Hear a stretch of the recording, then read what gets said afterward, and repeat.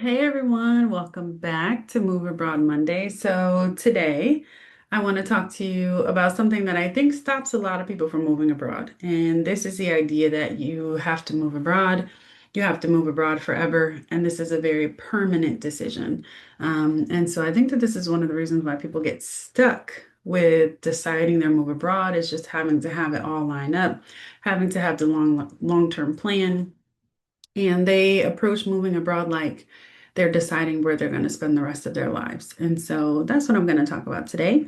If you are new, hello, I am Dr. Raquel. To my husband and I, we've lived in 5 different countries, and we currently hold Mexican residency for myself and my family. And so I am in the process of moving abroad. And so I want to talk to you about all the things that I'm doing, experiencing, and know as a person who has lived abroad for many, many years and also is on my way to moving abroad again. So, with this topic, honestly, I don't know why we do this.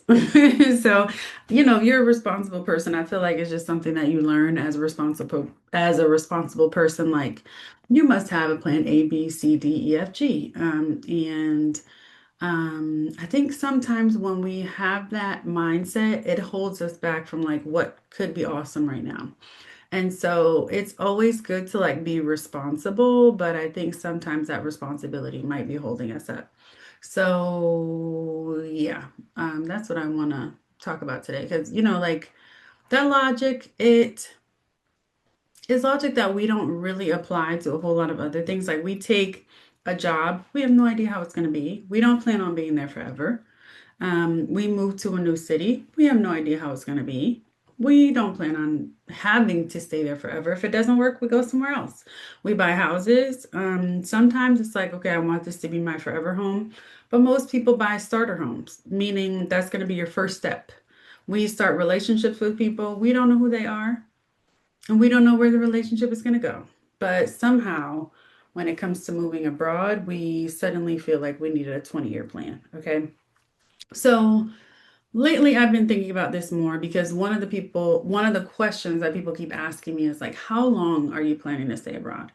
And I've decided I'm not answering that question. And not because I'm trying to be mysterious or weird, but because one, I don't know. And I don't think I need to know. And I don't think I want to stress myself out to figure it out. Okay. So the first time I moved abroad and I said, don't worry, everyone. We'll be back in 2 years. 2 years, that was the plan. That was confirmed in my mind what it was going to be. That was the timeline.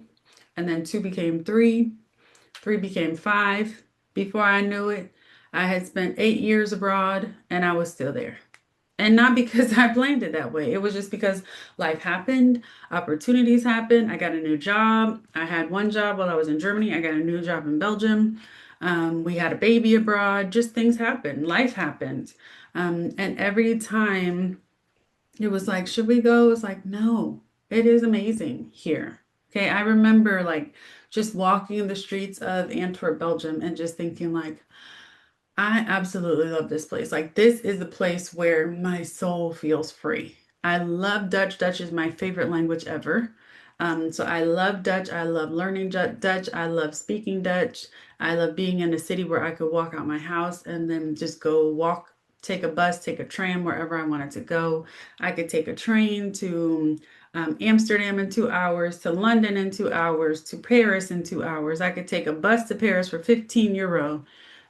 It was just amazing. So this pressure of forever, like I think people put so much pressure on themselves because they imagine moving abroad as this all or nothing thing. You sell all your stuff, you go, but realistically, you sell your stapler.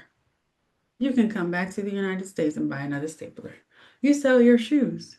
You can come back to the United States and buy some more shoes. It's not forever.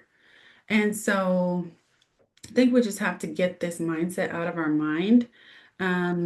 Like, what if moving abroad can just be an experiment? What if it's a season? What if it's 6 months? What if it's 1 year? Why don't we try it out and see what this could be?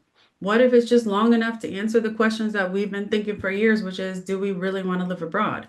And so You can always come back. I think that's one thing that people forget when they're in the process of like considering a move abroad. Like you can always come back. Moving abroad is not like this die-hard prison sentence. You are allowed to try it. You're allowed to learn from it. You're allowed to decide if it's for you or if it's not, if you want a different country, if you want to come back to the US. You're allowed to change your mind. And also, especially if you have a US passport, you can do all of this and you don't even need a visa. You can just say, okay, I'm going to keep everything the same in the US and I'm going to go spend 3 months in Amsterdam. You can do that with a US passport, no visa required. And I think that one thing that surprises people is just how accessible the world can be, especially if you have a US passport. Many Americans spend significant time abroad without needing any type of long-term visa. In Mexico, as an American citizen, you can go stay in Mexico for up to 6 months as a visitor. 6 months, that's a whole year. Think about that. You can spend half the year in Mexico, half the year in the US, starting tomorrow if you wanted to. 6 months is long enough to experience daily life, shop grocery stores, make some friends, meet some people, build some community, get your routines going in Mexico, figure out whether am I really happier here or am I not? It's long enough to figure out, do I really miss the US or do I not?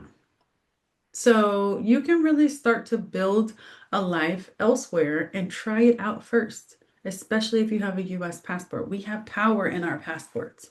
And there are many countries where Americans can just stay for a couple weeks, months, without needing to figure out immigration statuses. So of course, if you want to eventually stay longer, you'll need to look at what options you have, but you don't have to figure all of that out up front. And so this is actually a very, very important thing to remember. Like, and then also, what if you love it? We are so quick to be like, oh my gosh, but what if you don't like it there? Having my son abroad, people be like, oh my gosh, you're having a baby in Belgium? That sounds terrible. What if this? What if that? That was the most amazing birth I've ever had in my life. And I had a child abroad and a child in the US. I would never, ever, ever have another child in the US again, period. I would never have known that had I not had a baby abroad. And so it's like the things that we are afraid of can really hinder our decisions, but they could be the best decisions that we ever made. And so, I just think about life of more peace, more freedom, more community, more flexibility, more time with my family. What if my quality of life improves, which is what I'm looking for? What if I realize that I've been operating in an environment that was not serving me at all? Because that is literally what has happened to me. I left the US thinking it was going to be temporary, and what I found was a version of life that was amazing. Okay. And so instead of thinking, could I move abroad forever? Just think, could I try it out? Why not? Forever is heavy, overwhelming, risky, but trying something, that's a different idea. That's a different approach. Okay. It creates possibility, learning, perspective. And that's exactly what you need when you're moving abroad. Even if you decide eventually, I miss my home and I want to go back there. So if you've been thinking about moving abroad, if you're feeling stuck because you don't know, like, how do I even do this temporarily? I just want to, one, offer you a new way to think about this. But also, you don't have to do this by yourself. You don't have to do it alone. I'm definitely here to help you. You don't need to know everything. You don't need a 10-year plan. You don't need a 5-year plan. All you need is enough to figure it out and try. Okay. So it's not always, do I want to live abroad forever? It can be just, do I want to try something different? Am I willing to find out if the grass is really greener on the other side? And honestly, that's the question that changed my life. And I can't go back. I cannot unsee what I have seen. And so I just want to encourage all of you who are thinking about it and feeling really heavy about it to try to just shake that off and change your perspective and see what questions and what answers you need if you just think of it as I'm trying something different for a short period of time and then see what life gives you from there. Okay. So thank you for joining me today for this Good Move Abroad Monday, and I will see you all next week. Bye.